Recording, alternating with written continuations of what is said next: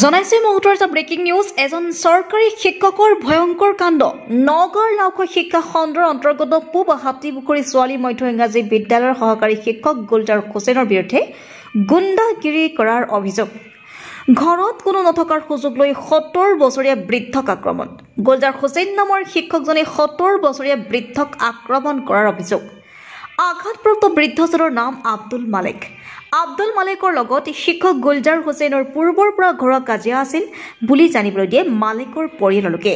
শিক্ষক গুলজাৰ হুছেইনৰ আক্ৰমণত আহত হোৱা ৭০ বছৰীয়া মালিকক স্থানীয় লোকৰ সহযোগত ৰূপহী মডেল হস্পিটেললৈ লৈ যায় যদিও অৱস্থা অতি সংকটজনক হোৱাৰ বাবে নগাঁও মেডিকেল কলেজ হস্পিটেললৈ প্ৰেৰণ কৰে। নগাঁও মেডিকেল কলেজ হস্পিটেলৰ চিকিৎসকে অৱস্থা অতি সংকটজনক দেখি উন্নত চিকিৎসাৰ বাবে গুৱাহাটী মেডিকেল কলেজ হস্পিটেললৈ প্ৰেৰণ কৰে যদিও পৰিয়ালৰ লোকে নগাঁও ডিউ কেয়াৰ হস্পিটেলত ভৰ্তি কৰোৱায়। ঘটনাৰ সন্দৰ্ভত নগাঁও ৰূপহীহাট আৰক্ষী থানাত শিক্ষক গুলজাৰ হুছেইনৰ বিৰুদ্ধে এজাহাৰ দাখিল কৰিছে পৰিয়ালৰ লোকে। হয়, আজি ৰাতিপুৱা মোৰ ঘৰত আপোনাৰ চৰকাৰী শিক্ষক গুলজাৰ হুছেইনে মোৰ দেউতা আপোনাৰ বয়বৃদ্ধ এজন ৭০ বছৰ ঊৰ্ধত তেখেতক মানে বেয়াকৈ মাৰপিট কৰিছে। খুব লজ্জাজনক ঘটনা। আমি গম পাই লগে লগে আহিছোঁ আৰু স্থানীয় ৰাইজৰ তৎপৰতাত আৰু ৰূপহী আপোনাৰ মেডিকেলত আনিলোঁ। আনাৰ পিছত ইয়াৰ পৰা আপোনাৰ ৰেফাৰ দিলে নগাঁও মেডিকেল কলেজলৈ।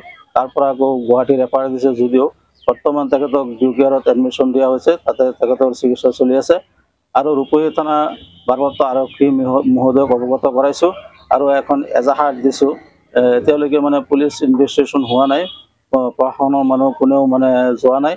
আমি যাম বুলি মানে আশা প্ৰকাশ কৰিছোঁ আৰু যাতে এইটো ভালকৈ এটা তদন্ত হয় আৰু এজন চৰকাৰী শিক্ষক হৈ এনেকৈ মানে অভণ্ডামি গুণ্ডামি কৰাৰ পয়াটো ক'ত পালে? শিক্ষকৰ আদৰ্শ যিটো থাকিব লাগে সেইটো ইয়াৰ মাজত নাই। এওঁ মাজে মাজে শুনিছোঁ তেখেতৰ দেউতাকক মাতৃক মাৰপিট কৰে, যিটো সময়ত মুখ্যমন্ত্ৰীয়ে চৰকাৰী কৰ্মচাৰীসকলক কৈছে মা দেউতাক বৃদ্ধ মানুহক মানে জ্যেষ্ঠ নাগৰিক সন্মান কৰিব লাগে। সেইটো সময়ত এটা অভদ্ৰ শিক্ষক, গুণ্ডা শিক্ষক, ইয়াৰ বিৰুদ্ধে প্ৰশাসনে ব্যৱস্থা ল'ব লাগে। আমি ইয়াৰ বিষয়ে নগাঁও জিলা আৰক্ষী অধীক্ষকলৈও ইয়াক অৱগত কৰাম আৰু যদি ৰূপহী থানা ভাৰপ্ৰাপ্ত মহোদয়ে যদি ইয়াৰ উচিত বিচাৰ নলয় তেনেহ'লে ইয়াৰ বিষয়ে আমি মানে নগাঁও আৰক্ষী অধীক্ষক জনাবলৈ বাধ্য হ'ম।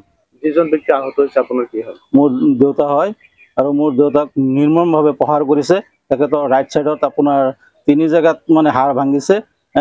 তেখেতে মানে এনেকুৱা এজন বয়োজ্যেষ্ঠ বৃদ্ধ মানুহক এনেকৈ মাৰপিট কৰাটো এটা লজ্জাজনক ঘটনা হৈছে। গতিকে ইয়াৰ উচিত বিচাৰটো আমাৰ লাগে।